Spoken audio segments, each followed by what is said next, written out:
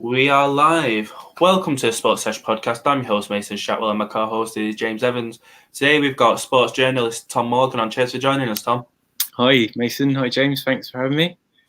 No worries at all, mate. I know, obviously, you're doing the sports journalism. How has the coronavirus pandemic impacted your work at any point? The world of sports journalism is sort of quite different from your sort of news beat, or kind of if you're dependent on maybe being in a lobby for Parliament. In that most sports journalists actually already work at home, and then will go and cover live games at events wherever they might be. So it's probably less of a culture shock for a sports journalist, apart from obviously attending the live stuff without fans, than it is for perhaps any other sector, I'd have thought. So just quickly, for those who don't really know, what is it that you do at the Telegraph? What sort of sports do you cover?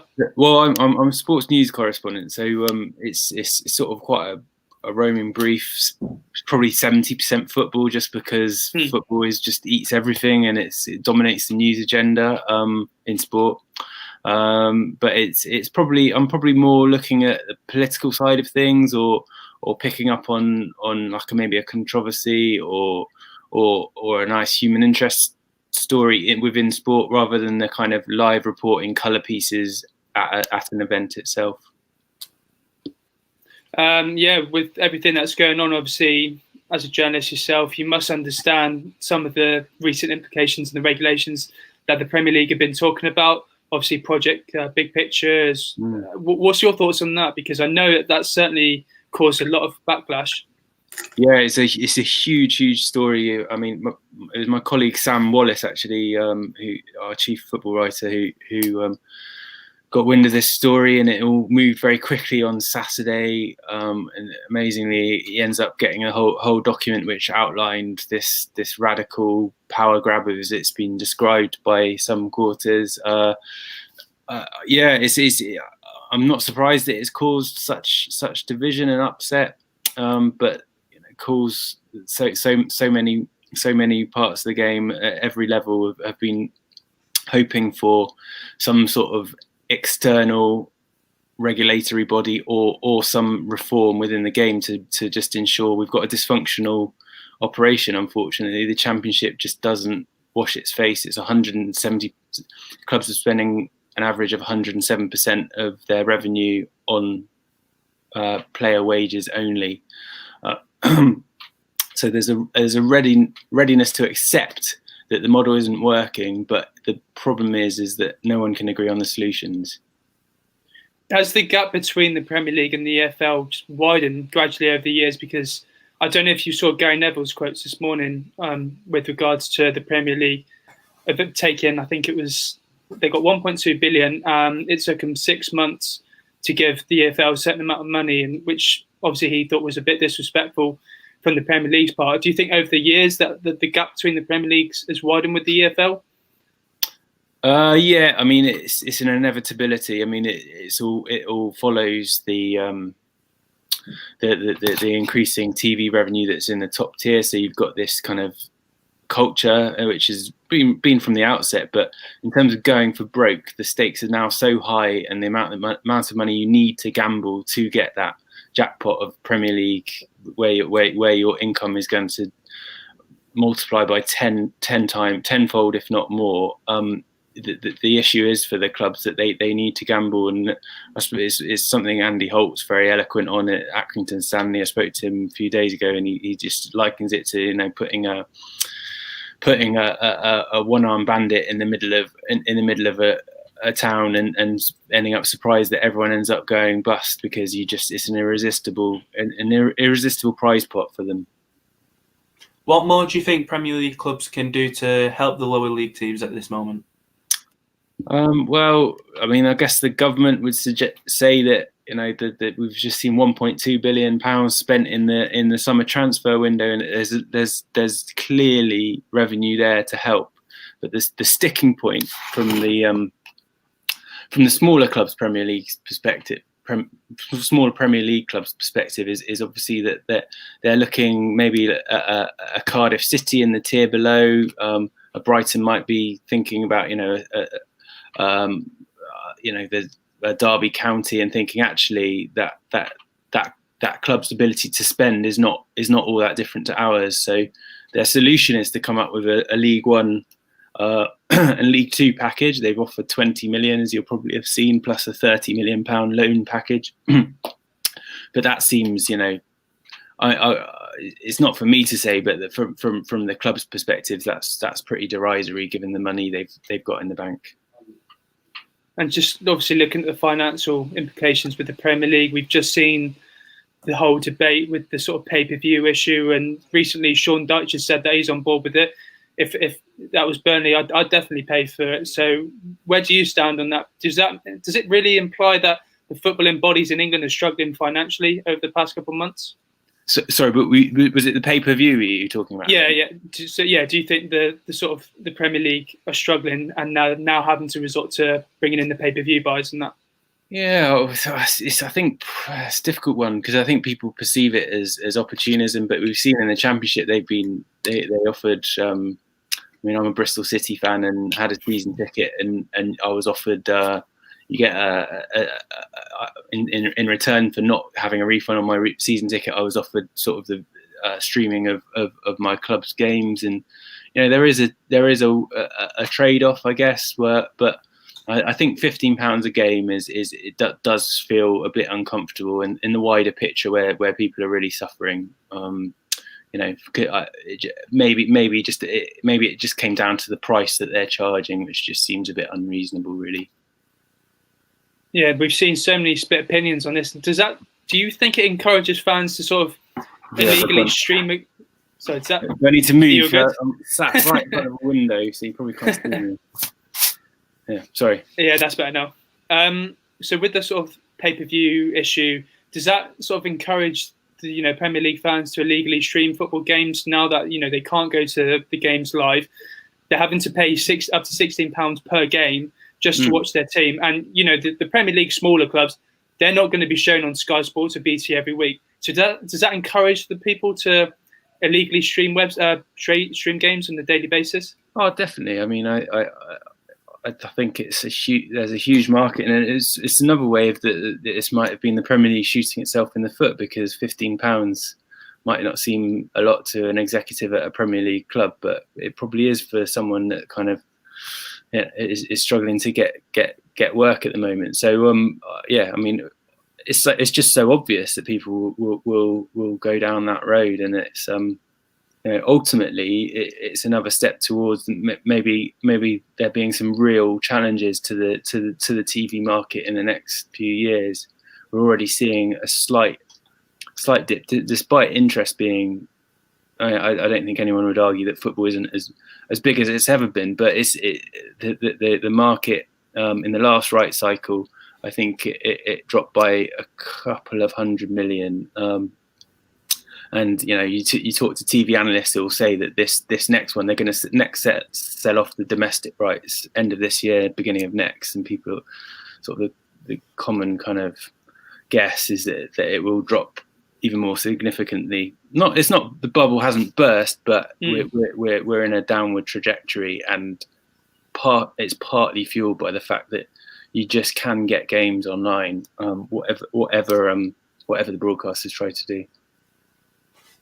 With the obviously Daily Telegraph traditionally being a broadsheet, have you ever had to change your writing style to accommodate your employers? What do you mean? Not.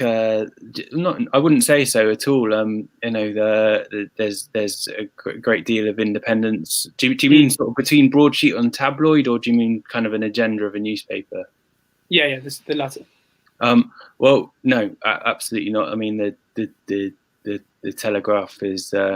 It's clear what the kind of where the leanings are, for some of our columnists, but it's a broad church, and the sports supplement stands alone. It's very fierce, and it will just go after the stories where they are. So with that, is there a sort of set way and style in which you deliver news to your consumers?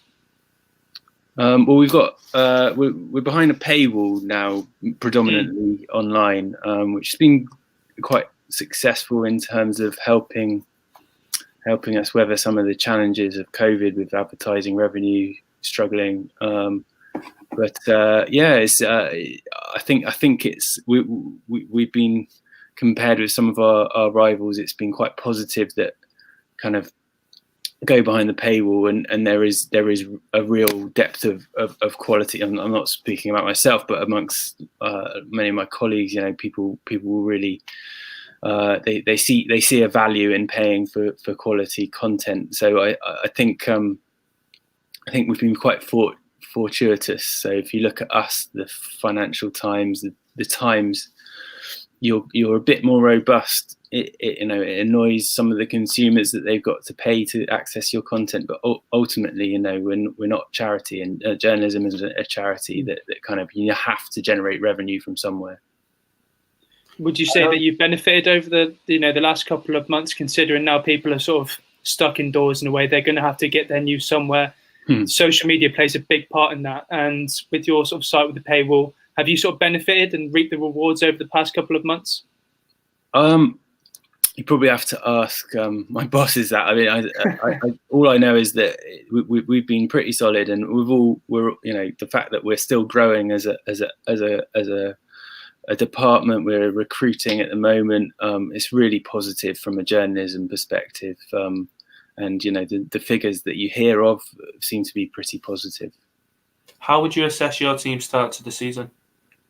Well, we're flying full, 100% record. I think it's probably that Bristol City's best start since 1920 something. So it's amazing. I mean, never in my lifetime we had top tier football.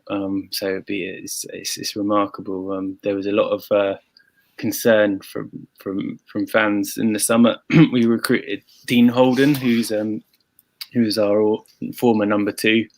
When after Lee Johnson was sacked, and there was a long and tortuous process to recruiting him. They got rid of they went through lots of quite high profile candidates, which I think kind of it gets everyone excited, doesn't it? When you sort of link to Chris Hughton or Stephen Gerrard, and but he's done brilliantly, and they've got some really exciting young players. It's good. And with you being a Bristol City fan, I'm from Taunton. I don't know if you've heard of it, but it's about. I'm from the West Country. Yeah, I'm about obviously a 40-minute drive from Bristol City, so I do keep a close eye on them. And from what we've seen, obviously they've gone on an unprecedented start right now, but towards the latter end of the season, from Christmas onwards, they tend to dip a bit. Do you feel like with the recruitment they've made over the summer, they seem to have that set structure in their system and their style of play now? And the fans have certainly got behind them this year. Do you think that they can get the playoffs this season rather than tending to sit about 5th or 6th the whole season and then dip off with the final 10 games to spare? Yeah, well, I guess you got to kind of we're carte blanche now because it's a new regime. I mean, you'd always have doubts that we're going to be there or thereabouts like we're doing now, but I mean, it's impossible to say with under Dean Holden, and he's got these two coaches who are very experienced as in his team. They worked with England previously in the sort of under 15-16s, I think. It's a good time, but I've no idea whether they've got the bottle to last it. We did it. History will tell us probably not. Yeah, and obviously, as a Championship fan yourself, you know what the playoff means to a club like Bristol City. If you win the playoff, it's described as the richest prize in football. How much, if you do win by the playoffs, how much of a financial boost would that be going into the Premier League if you were to pick up that 100+ million? It's a remarkable prospect. City are quite lucky, really. They've got a benefactor in Steve Lansdowne, who's actually one of the richest men, or top 20, I think, in football ownership. So maybe top 30. But so I wouldn't. I think they've got the cash and reserves to kind of. We're a stable entity as it is, but obviously it's a game changer, isn't it? Having all that money and then kind of different fair play rules, so you can bring in different brand of player and or caliber even. So yeah, it should just be a crazy thought. It's never happened in my lifetime. So just for the city of Bristol, I think having a history of like just massive underachievement when it comes to not sport. I mean, we've got a decent rugby team, but for football, I mean, it's ridiculous, really. It's been, it must be 40 years since we've had a top flight team. How would you assess the start to the current Premier League season? It's been, I mean, apart from the lack of fans, it's been great, hasn't it? Like just so many incredible results that it's lovely to see. Lovely to see Liverpool getting stuffed and United getting stuffed, and I'll invite it. I take it you're a Liverpool fan here. United. Yeah. United, yeah. Oh, sorry. Yeah, but it's just exciting. I like that sort of stuff. But as a neutral, it's good. Who would you say so far out the Premier League teams' new signings that we've seen would be the standout signing so far? That's really thrown me. I mean, it's fascinating to see how Gareth Bale gets on tomorrow. If he starts, if he plays, I think that's a defining signing. It's a signal of intent. I think, like Tottenham, it's really hard to predict them. I must confess that I do actually quite like Tottenham as well, but they're just. It's such a fascinating project now. I mean, I don't know if you watched the Amazon documentary, but it felt like it was just like completely different. He's such a different offering to Pochettino and acidic, kind of quite divisive and quite like those awkward meetings with Dele Alli, and he's upsetting people, but they've been so ambitious with their recruitment that there's other teams that are really wobbling. So, I mean, are they going to be contenders, or are they just going to be a massive disaster? It's really, really hard to tell. What would you make of James Rodriguez's start to Premier League play? He's been wonderful, hasn't he? And in written off, I read a piece the other day. Sir Alex Ferguson in 2010 had received some scouting report on him, just saying he was too slow, not aggressive enough. I mean, just a magnificent one of those, like Carlo Ancelotti, one of the best managers in the league, and I love everything about him. Actually, he's just he's very slick and smooth and calm, and I think they'd be an interesting team to watch as well, won't they? Yeah, no, totally. I mean, I'm a Chelsea fan, and Carlo is only at Chelsea for 2 seasons, but he'll definitely go down as one of my favourite managers. Really, yeah. It was awkward in the way he left, but as a Chelsea fan, you've just known that the potential was there because Carlo's been there, done that over the years across Italy and what have you in Spain. And he seemed to have inherited an Everton squad last season, which was definitely struggling. You could see that. But the owners backed them this season. They've improved the midfield. They've improved the overall squad depth. And I think in 2 years or so, they're moving to a new stadium. So if there's a Premier League team to watch in the years to come, it's certainly Everton. And how do you fare and fancy their chances this season? Do you think they could go all the way, or Champions League spot? Is that too ambitious? Oh well, your guess is as good as mine. I mean, I haven't just to have I just love a team, any team with a good midfield, and it's like you've always got hope. So, what do you think? I don't know. I mean, I can certainly see it. I mean, like you touched upon earlier, with Liverpool starting off so sloppy, they've had their ups and downs. I think they've scored 11 goals this season, but they've also conceded 11 goals, which sort of reminds you of that spell under Brendan Rodgers where they were scoring a load of game, but they'd also concede. So it just, the Premier League this season is going to be very entertaining because it's just so open already. And, the sky's the limit for Everton. They've gone off to a brilliant start, won away to Tottenham, and the real big test is going to be this weekend with the Merseyside derby. And if they can get through that, who knows where they'll be. But I genuinely can see them being real competitors this season.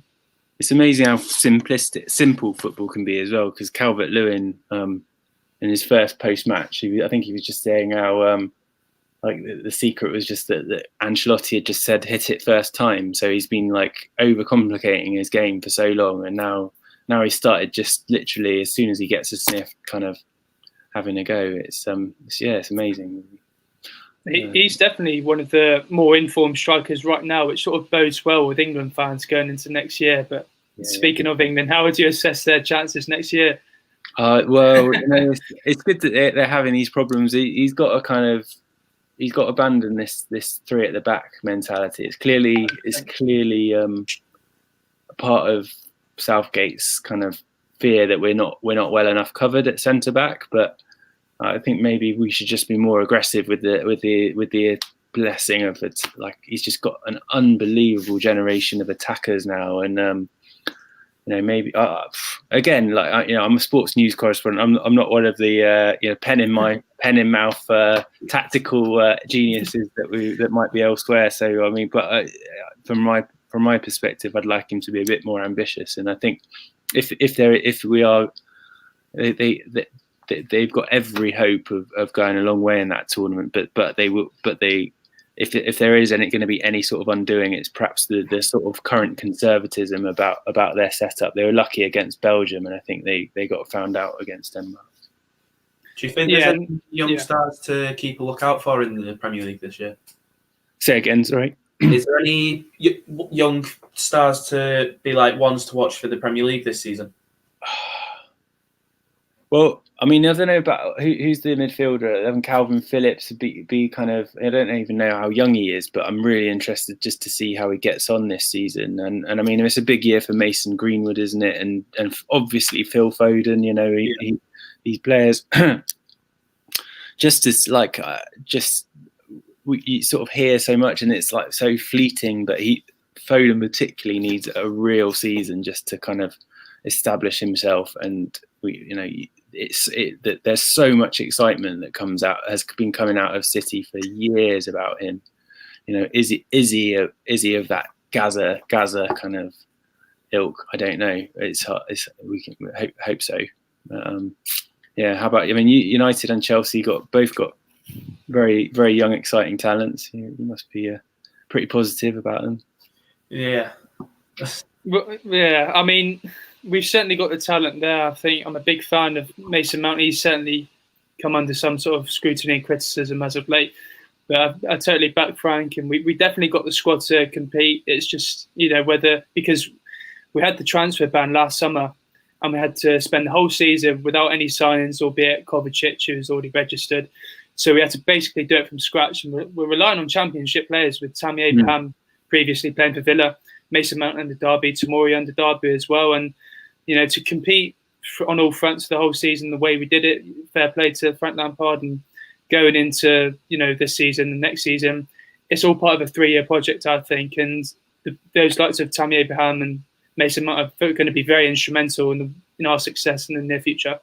Yeah, it'd be interesting. It's great to see Tammy. He was really well liked at City. Seemed a nice character. I wonder if it kind of, you just wonder if he's the real deal. It's kind of he's obviously had a great year last year. It's interesting for him. Yeah, no, 100%. I've been to Ashton Gate a couple of times, and just to see the sort of transition from probably your early days to where it's now. They've increased the stadium. They've added an extra sort of stand. And this sort of the city of Bristol have certainly come together to support Bristol City over the years. I know you've got Rovers as well, that rivalry, but in this day and age, they're pretty much irrelevant.